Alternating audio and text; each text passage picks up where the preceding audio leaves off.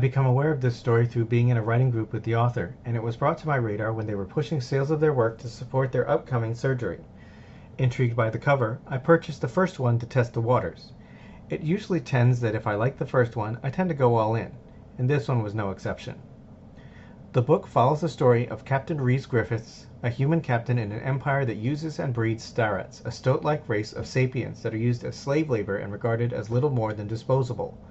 One day, through a technological mishap, he finds himself in a copy of the body of one of the starets, and suddenly his career is threatened by his new status as one of the underclass.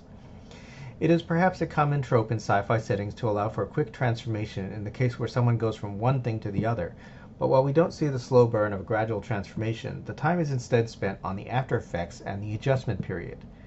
Something oft overlooked in mainstream stories, this is one of the hallmarks of furry writing, because authors of our inclinations love to explore what it means to be something else, as well as learning to be who you are and facing a new perspective which teaches you more of what you never learned before.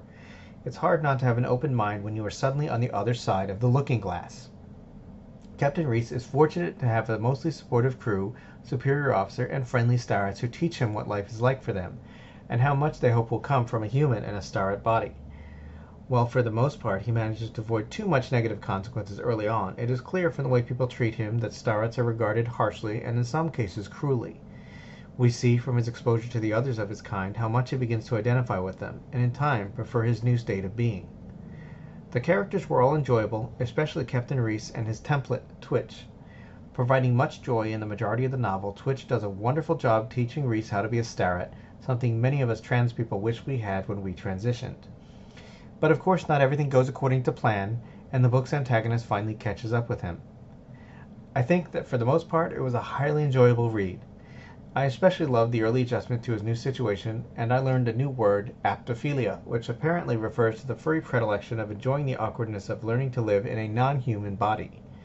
Anyone who's a transformation fan is a student of that one, even if they don't realize it. The setting was not explored as much as it could be, with most of the time spent on the ship or the accompanying base, but this is something I expect will be addressed in the sequels. The world was established well, with the key players clear and the challenges straightforward, and although it is obvious at the end of Book 1 there is more to come, it provides a satisfying ending, interesting the reader for more. Overall, this book was fantastic. It captured me early, and I will definitely be reading the other books in the series. Only complaint, not enough female starets. If you like post-apocalyptic fiction, polar bears, and adventure, check out my newest release, Winterfall, available in paperback and ebook on Amazon. And don't forget about my werewolf novel, Blue Moon. Thanks for watching, and if you liked it, click the subscribe button and leave a comment below. You can also find me on Twitter and a few other places on the web, or support me via Patreon or Ko-fi. Zebra hugs!